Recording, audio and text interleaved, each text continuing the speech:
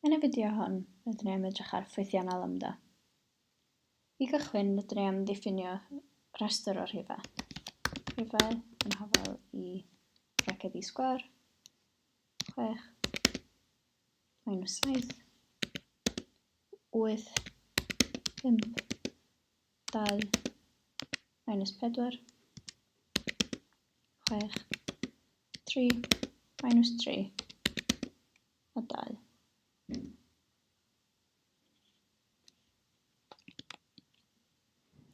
Rydyn ni am hefyd diffinio ffwythiant sgwario yn ddefnyddio def sgwario gyda mewnbwn o x colon ag rydyn ni am roed return o x I bwer 2 sef sgwar x. Rydyn ni am roed min sef maint lleiaf o braced I rhifau colon ci yn hafel I sgwario.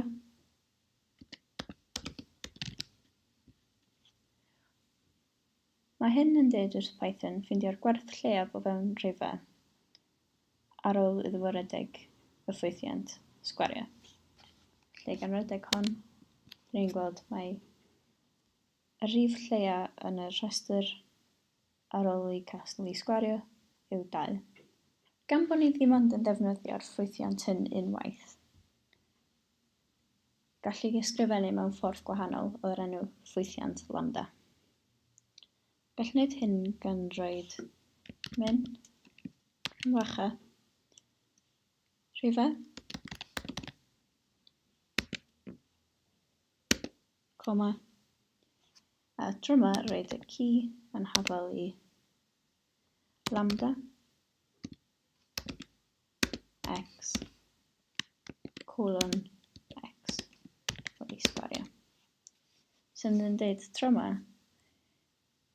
I roed y allwedd, sef ci, yn ffwythiant lambda lle mae x yn mynd I x wedi sgwario.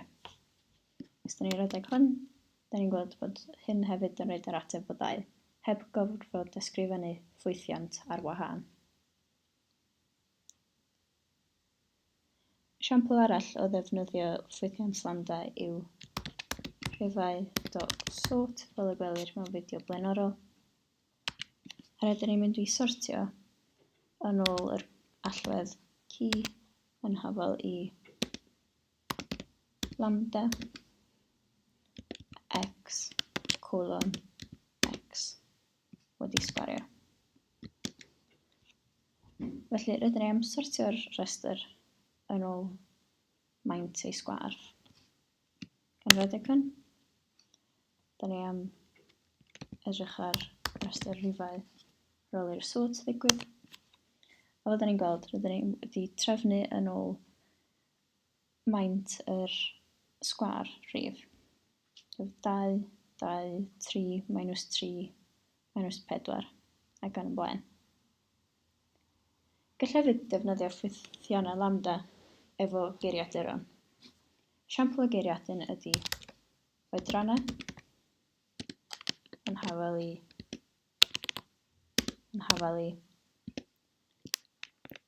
canfach a cromlin ag elen fel allwedd hafel I gwerth 23, coma, rhian,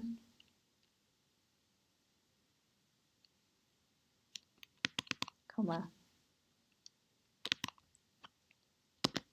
rhian, yn hafel I gwerth 35, coma, Siôn, yn hafel I gwerth o 27. A tro yma rydyn ni am chwilio am max, sef y rhif mwyaf o ganfacha oedrannau.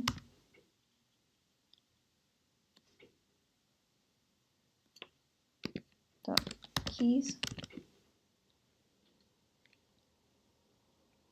coma key yn hafal i lambda x yn oedrannau bracedi sgwâr x. Mae hyn yn feddwl ffeindio gwerth yr allwedd mwyaf lle mae nhw'n cael eu sortio, lle mae x yn hafal i gwerth yr oedrannau x. Ddylse roed enw y person hynaf iddyn ni pan da ni'n rhedeg y cod, sef rhian. Yn y fideo hon, byddwn ni wedi edrych ar sut mae defnyddio ffwythiant lambda yn gallu bod yn mwy gryno na defnyddio ffwythiant arferol sydd yn gallu gwneud y proses ffwythiant arferol, ac sut da ni'n gallu defnyddio ffwythiannau lambda gyda sort a gyda geiriaduron.